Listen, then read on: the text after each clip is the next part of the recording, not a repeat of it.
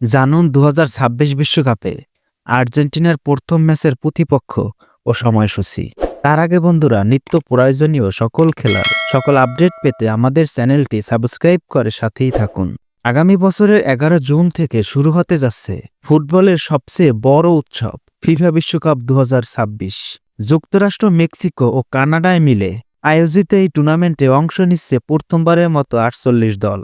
Group পর্বে ১২টি গ্রুপে ভাগ হয়েছে দলগুলো, যেখানে প্রতিটি গ্রুপে রয়েছে ৪টি করে দল। ৫ ডিসেম্বর শুক্রবার অনুষ্ঠিত ড্র অনুযায়ী বর্তমান চ্যাম্পিয়ন আর্জেন্টিনা যে গ্রুপে রয়েছে, তাদের প্রতিপক্ষ আলজেরিয়া, অস্ট্রিয়া ও জর্ডান।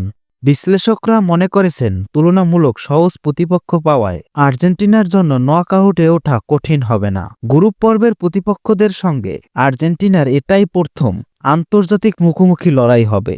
বিশেষ করে বিশ্বকাপে এর আগেও কখনো তাদের মুখোমুখি হয়নি।